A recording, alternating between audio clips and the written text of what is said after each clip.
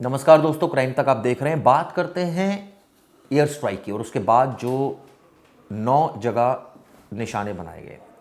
हम सभी सोच रहे होंगे और आप लोग भी ये सोच रहे होंगे कि अचानक 9 जगह को कैसे चिन्हित किया गया, कैसे सेलेक्ट किया गया और इतनी सारी जानकारियां उनके बारे में कैसे निकाली गई। आपको पता है ये जो 9 ठिकाने हैं, इनका संबंध, इनका जो नाम है और इनकी जो फोटोग्राफ्स हैं, लोकेशंस हैं और तमाम जो टेररिस्ट पकड़े गए हाल फिलहाल में जम्मू कश्मीर में और दूसरी जगहों पर, जब पूरा कनेक्ट किया गया और सारे इनपुट शेयर किए गए होम मिनिस्ट्री से, तो पता चला कि किस तरह से ताना बाना बुना जा रहा था पाकिस्तान में और किस तरह से जो उनकी सॉइल से यानी कि सीमा पार से आतंकवाद फैलाया जा रहा था।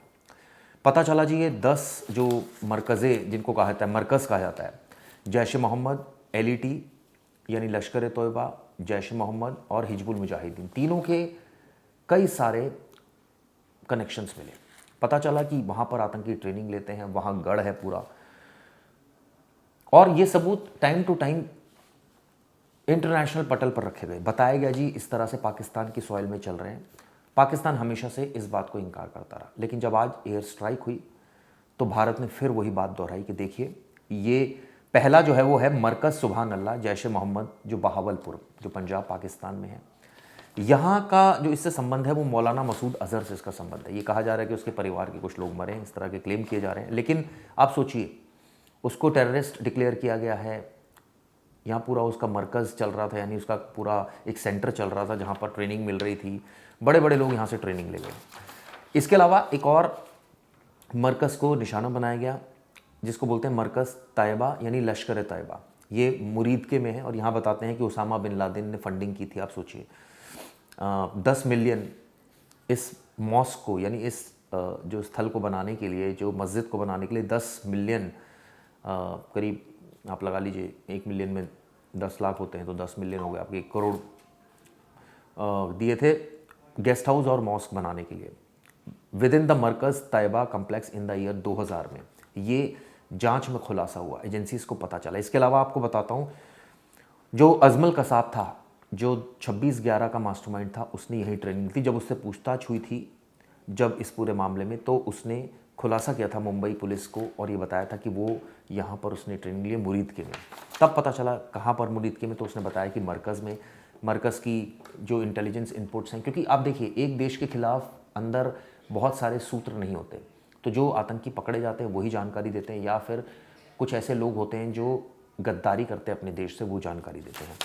ये पता चला था। इसके अलावा ये भी पता चला था डेविड कॉलमैन हेडली, हम सबको पता है, तो वो राणा वाला मामला चल रहा है, US से उसको लेकर आए हैं डेविड कॉलमैन हेडली। और आप सोचिए, राणा भी जो 26/11 के, जिसको मास्टरमाइंड कहते हैं मुंबई अटैक के, मुदीर के गया था अलॉन्ग विद अब्दुल रहमान सईद के साथ और खुर्रम के साथ, जो को कॉन्स्पिरेटर है ज़की उल रहमान लखवी।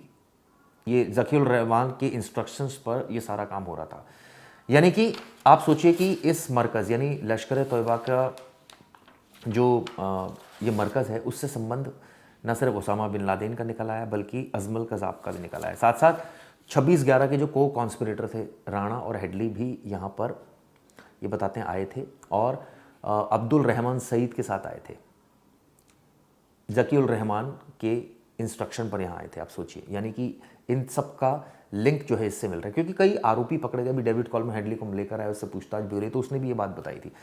धीरे धीरे सबूत इकट्ठे होते चले गए, फोटोग्राफ्स इकट्ठी होती चली गई, एजेंसीज़ ने इसको शेयर किया, इंटरनेशनल पटल पर रखा, लेकिन किसी ने हमारी सुनी नहीं। और आज ये हालात पैदा हो गए कि जब भारत ने एयर स्ट्राइक की तो सब कुछ बता दिया कि ये देखिए, फोटोग्राफ्स तक रिलीज़ कर दिया। आप सोचिए, इतनी जल्दी कोई फोटोग्राफ रिलीज़ कर सकती कोई एजेंसी कि रात में हमला और सुबह आपको पूरी एक रिपोर्ट मिल जाए। यानी कि पहले से ही रिपोर्ट प्रिपेयर थी और पहले से ही सारी जानकारियाँ भारतीय सरकार के पास थी। आपको बता दूं, LET को टेररिस्ट ऑर्गेनाइजेशन डिक्लेयर किया, आजकल TRF उसकी फॉर्म में काम कर रहा है। और आपको बता दूं, जो LET के आइडियोलॉजिस्ट है, यानी आमिर हमज़ा, अब्दुल रहमान, अबीद, ज़फ़र इकबाल, वो भी इस मरकज़ में रहे हैं। यानी कि जो मरकज़ दूसरे वाला है मुरीद के में, जो है लश्कर तैयबा। तो आप देखिए कितने लोगों का इन मरकज़ों से संबंध निकल कर आ रहा है।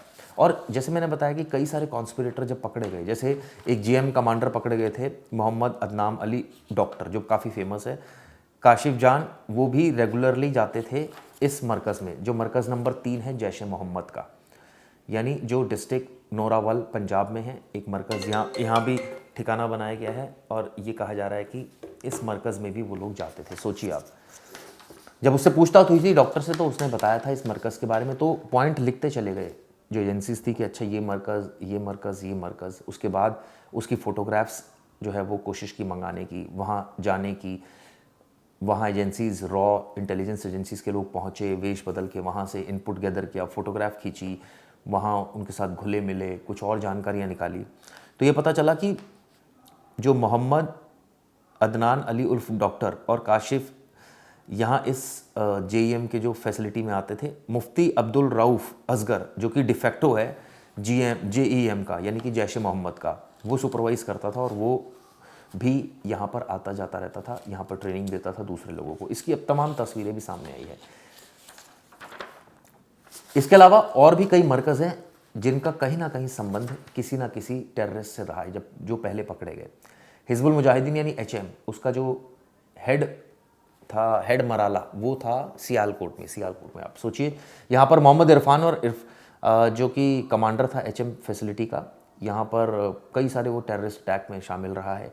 तो जब इसको पकड़ा था 1995 में, सोचिए, जो ब्लास्ट में इन्वॉल्व था 1995 में, जिसमें 8 लोग मारे गए थे, तब के जो गवर्नर थे केवी कृष्ण राव, वो भी बच गए थे इस हमले में। तो यानी वो, इससे उसका ताल्लुक था, यहाँ वो रहता था, यहाँ उसने ट्रेनिंग ली थी, किसमें, हिजबुल मुजाहिदीन के जो हेड मराला सियालकोट में, जहाँ पर अब एयर स्ट्राइक हुई है। तो ये कहने का मतलब ये है कि कहीं ना कहीं आतंकियों के बारे में हमें पता था कि यहाँ ये रह रहे हैं। अब वो यहाँ रह रहे थे उस वक्त जब ये हमला हुआ या नहीं, ये तो नहीं पता, लेकिन इतना ज़रूर पता है कि 80 से 90 लोग मारे गए हैं। हालांकि अभी तक भारतीय एजेंसी ने इसका कोई पुख्ता वो जानकारी नहीं दी है। पाकिस्तान की तरफ से कहा गया है कि करीब 26 लोग मारे गए हैं, इस तरह की बातें कही जा रही है। क्या वो मरकज़ के लोग थे या वो कुछ और हैं, इस बाबत अभी कोई जानकारी सामने नहीं आ रही है। इसके अलावा कुछ और मरकज़ है जिनका संबंध आतंकियों से मिला। यानी मेरे कहने का मतलब ये है कि जो ये हिजबुल मुजाहिदीन का कोटली में जो था, पीओके में कैंप, इसके अलावा लश्कर तोयबा का मुजफ्फराबाद में जो था पीओके में सवाई नाला जिसको कैंप कहा जाता है, ये कहीं ना कहीं कोई ना कोई आतंकी इनसे जुड़ा था और इनसे रिलेटेड जो जानकारी थी वो लगातार आई और उसके बेसिस पर ये रिपोर्ट प्रिपेयर की गई। अब जो हमले हुए, ऑब्वियसली क्या आतंकी वहाँ पर रह रहे थे, नहीं रह रहे थे, वहाँ से चले गए थे, क्योंकि जब ये इस तरह की घटनाएं होती हैं, जब पता चलता है कि भाई हालात बहुत ज़्यादा सख्त हैं दोनों देशों के बीच, तनातनी, तो नेचुरली कई बार ऐसा होता है, देखने में आया है कि आतंकी भाग जाते हैं वहाँ से, लॉन्च पैड अपने छोड़ देते हैं, दूसरी जगह शिफ्ट हो जाते हैं। लेकिन अब कई लोग तो मारे गए हैं, अब वो लोग कौन हैं, ऑब्वियसली ये भारत सरकार हो सकता है आने वाले वक्त में क्लियर कर दे। लेकिन अभी तक जो पुष्टि है, जो सूत्रों का कहना है 80 से 90 लोग मारे गए हैं, जबकि पाकिस्तान जो संख्या है वो कम बता रहा है। पाकिस्तान की तरफ से एक बयान भी आ गया जिसमें वो कह रहा है जी हमारे तो कोई टेरर कैंप नहीं है। लेकिन आप ये देखिए सबूत भारत ने जो दिए हैं, सबूत भी है, पूरी बुकलेट भी है, तमाम, ये हम नहीं कह रहे, ये आरोपी जो हम पकड़ते हैं टाइम टू टाइम, वो उनके डिस्क्लोजर स्टेटमेंट से निकल कर आता है कि हम यहाँ ट्रेनिंग ले रहे थे, हम इस मरकज़ में ट्रेनिंग ले रहे थे, हम लश्कर तोयबा के मुरीद के का जो कैंप था वहाँ गए थे, जैसे मैंने आपको बताया पंजाब मुरीद के में।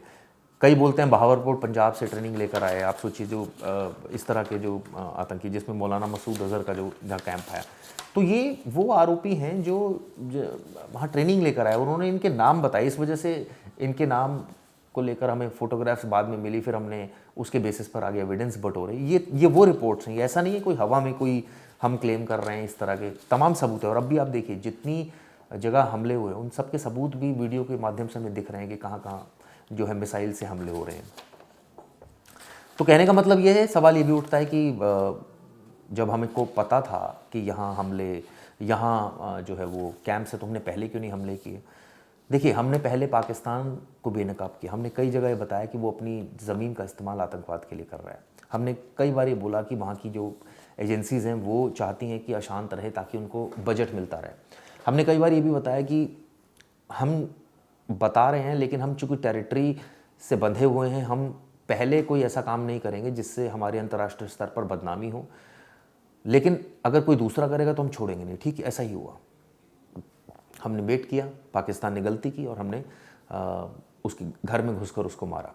अब ये हो सकता है कि पाकिस्तान कोई बचकाना हरकत करे, यानी कि भारत के ऊपर कोई अटैक की सोचे, लेकिन नेचुरली इससे वो इंटरनेशनल कम्युनिटी में बदनाम होता है। भारत ने साफ किया कि ये जो कार्रवाई थी ये मिलिट्री कार्रवाई नहीं थी, ये कोई ऐसी कार्य नहीं थी, सैन्य कार्रवाई। अब पाकिस्तान जो मर्जी क्लेम करे कि इसमें इनोसेंट सिविलियन को निशाना बनाया गया, तो बता दे, सबूत दे दे पाकिस्तान भी, अगर इस तरह की बातें पाकिस्तान कर रहा है तो। और अगर उसको इस बात का पूरा विश्वास है कि सिविलियन मरे हैं, उनका कोई रोल नहीं था, दे दे सबूत, बता दे कितने लोग मरे, उनके नाम उजागर कर दे, उनकी पहचान उजागर कर दे, उनके बारे में एक एक जानकारी जो है वो इंटरनेशनल मीडिया को बता दे।